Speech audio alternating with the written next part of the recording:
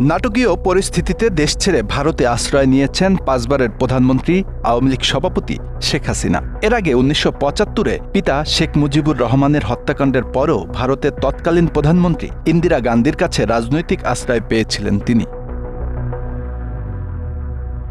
সেই যাত্রায় স্বামী ও সন্তানদের নিয়ে প্রায় দীর্ঘ 6 বছর ভারতে কাটিয়েছিলেন শেখ হাসিনা। যদিও নিরাপত্তার স্বার্থে তাকে ভিন্ন নাম ও পরিচয়ে থাকতে হয়েছিল সেখানে। 71-এ বাংলাদেশের মুক্তিযুদ্ধের সময় তাজউদ্দিন আহমেদ সহ আওয়ামী লীগের একাধিক শীর্ষ নেতাকেও ভারতে আশ্রয় দেওয়া হয়েছিল। তাজউদ্দিন আহমেদ, সৈয়দ নজরুল ইসলামের নেতৃত্বে এরপর গড়ে তোলা হয় বাংলাদেশের মুক্তিযুদ্ধকালীন প্রবাসী সরকার, যার কর্মকাণ্ড পরিচালিত হতো মূলত কলকাতা থেকেই। 1975-এ শেখ মুজিবুর রহমানের হত্যাকাণ্ডের কিছুদিন পর বাংলাদেশে জীবন বিপন্ন হলে মুক্তিযোদ্ধা কাদের সিদ্দিকীও ভারতে রাজনৈতিক আশ্রয় পান।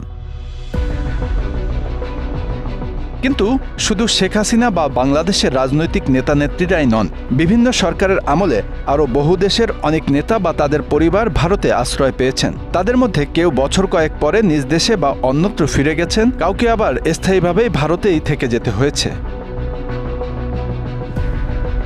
প্রথমেই আসে তিব্বতের ধর্মগুরু দালাই লামার নাম। 1959 সালে চীনের দখলদারি থেকে মুক্তি পেতে দালাই লামা তিব্বত ত্যাগ করেন এবং ভারতে আশ্রয় নেন। ভারত সরকার তাকে ধর্মশালায় আশ্রয় দেয়, যা পরবর্তীতে তিব্বতীয় শরণার্থীদের কেন্দ্রস্থল হয়ে ওঠে। দালাই লামা এবং তিব্বতের শরণার্থীরা এখনও সেখানে বসবাস করছেন। তিব্বতের প্রবাসী সরকারও সেখান থেকেই পরিচালিত হয়। জুলফিকার আলী ভুট্টোর কন্যা বেনজির ভুট্টো। পাকিস্তানের প্রাক্তন প্রধানমন্ত্রী বেনজির ভুট্টো 1984 সালে সামরিক শাসক জিয়াউল হকের কঠোর শাসনের সময় ভারতে আশ্রয় নেন। ভারতীয় নেতাদের সহায়তায় তিনি সেখানে নিরাপদে থাকেন এবং পরে পাকিস্তানে ফিরে যান।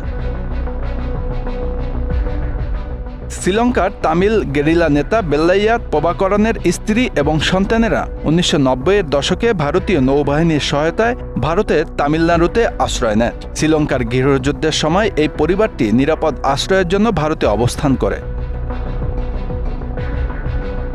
1992 সালের এপ্রিলে ইসলামী মুজাহিদ্দিনরা যখন আফগানিস্তানের কাবুল দখল করে, তখন প্রেসিডেন্ট পদে ইস্তফা দিয়ে মোহাম্মদ নজিবুল্লাহ ভারতে আশ্রয় চাইলে সেটি মঞ্জুর হয়। যদিও শেষ পর্যন্ত কাবুলেই তাকে আটকে দিয়েছিল আফগান নিরাপত্তারক্ষীরা, কিন্তু তার স্ত্রী ও 3 কন্যা সন্তানকে আগেই গোপনে ভারতে পাঠিয়ে দিয়েছিলেন তিনি।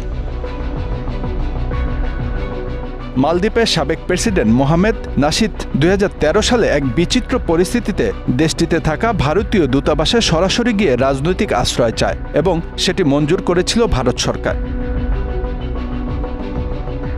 1950 সালের নভেম্বরে নেপালের তখনকার মহারাজা ত্রিভুবনী বীর বিক্রম শাহ তার ছেলে মহেন্দ্র, তার সবচেয়ে বড় নাতি বীরেন্দ্র ও পরিবারের অন্য সদস্যদের নিয়ে কাঠমান্ডুর ভারতীয় দূতাবাসে আশ্রয় নেন। পরে ভারতীয় 2টি এয়ারক্রাফটে করে তারা দেশ ছেড়ে দিল্লিতে আসেন।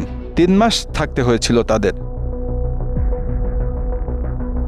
Bangla affairs news desk.